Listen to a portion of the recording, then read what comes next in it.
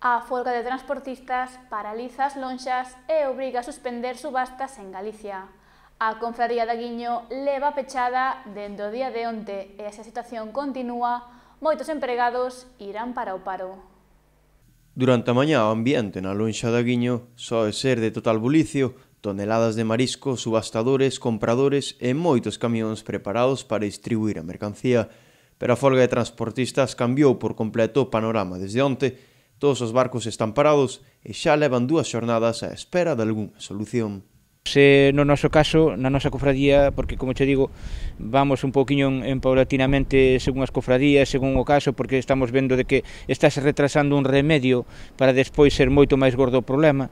Entonces, por a nosa parte, nós ao ver este problema en cadena que tiñamos, que tamén os compradores algún non viña estes últimos días ou nos estaba advertindo deste problema que podía pasar, pois entonces nós cortamos o que é a extracción de calquera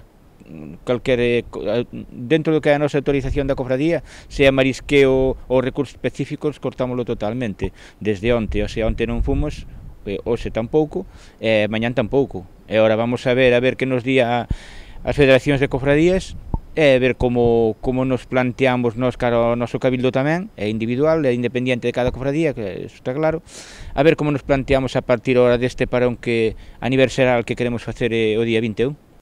Así, desde fai uns días, os compradores son inexistentes ao non poder contar cos intermediarios que son os transportistas.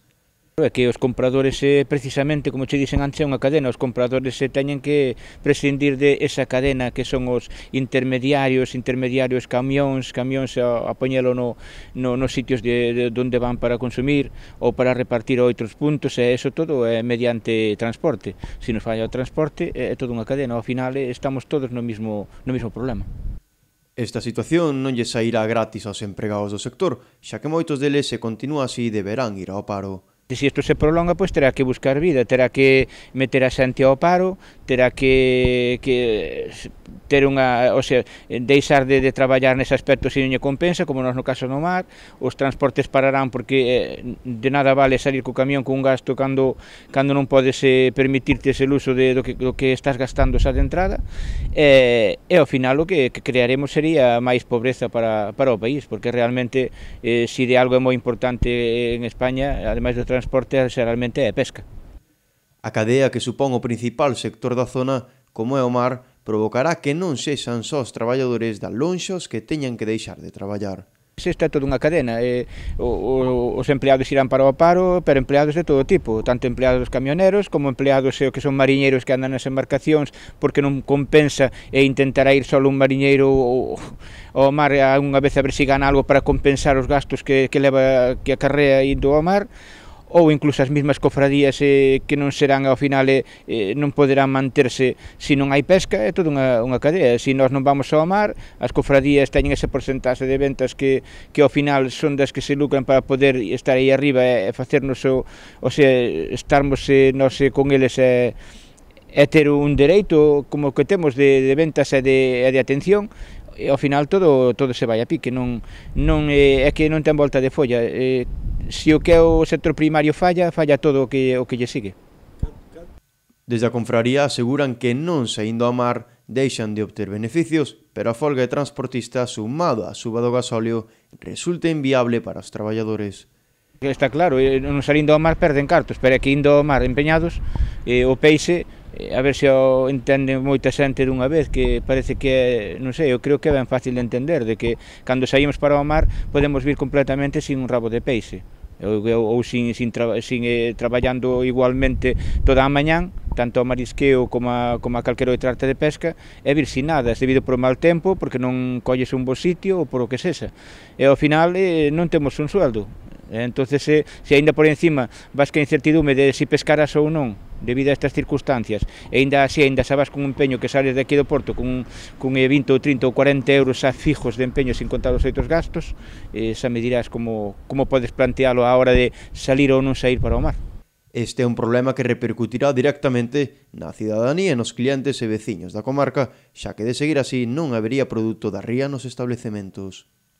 Claro, para todos os cidadáns, non solamente os que forman parte dunha familia ou cercana a unha familia dos que traballamos en este oficio, sino despois indirectamente tamén a nivel usuario. É un pouco triste, penoso, lamentable, non sei como chamarlle, chegar ao que son aos establecimentos como a supermercados, pescaderías, e que non hai un rabo de peixe. O peixe é algo que temos que ter, é algo prioritario, pero é que nós non podemos sair para o mar cando non nos cubre. Para quedar empeñados saindo para o mar, traballar por traballar non é o remedio. Desde a Confraría de Aguiño aseguran que é un problema que xa ven desde atrás e reclaman que o Goberno Central actuara antes.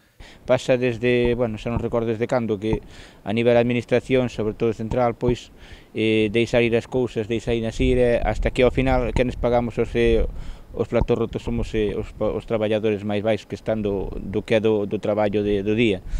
Estamos vendo de que sempre pasa igual. Ahora os camioneros teñen que parar porque realmente non lle compensa. Os barcos, sobre todo de un pouco de tonelaje, tamén están parando por o mesmo motivo. Este é algo que se vía vir xa cando comenzou, por non dicir outra cousa, a guerra que ten con Ucrania e Rusia. Entonces vamos ao mesmo de sempre. Queremos facer as cousas, pero deixamos estar hasta que estamos hasta o pescozo. E despois o único que pagamos os de sempre, como se está vendo, é que ao final xente que cerra ou que se empeña aínda máis, e despois para poder recuperar eso é prácticamente imposible. De seguir así, o problema veríase acrecentado. En algún caso, como en Aguiño, a lonxa pecharía as súas portas. O porcentaxe que leva unha cofradía non esta sino calquera é moi importante. É do que van os gastos de empleados, gastos de gasoil e de gasolina que se emplean para vixiancia. Todo é debido a que todo sale do mismo que son do que é do traballo do mariñeiro. Neste caso, pois, é moi difícil de calcular, pero é que non podemos decir que veña do outro lado, senón que ao ser dependiente ao 100% totalmente do mariñeiro, ao final a cofradía, se siga así, pois ten que cerrar as súas portas ou ter que prescindir de empleados da mesma cofradía, como en todos os lados. En Galicia, o desabastecemento é case total para a mercadoría que se envía para os grandes mercados centrais españois e europeos.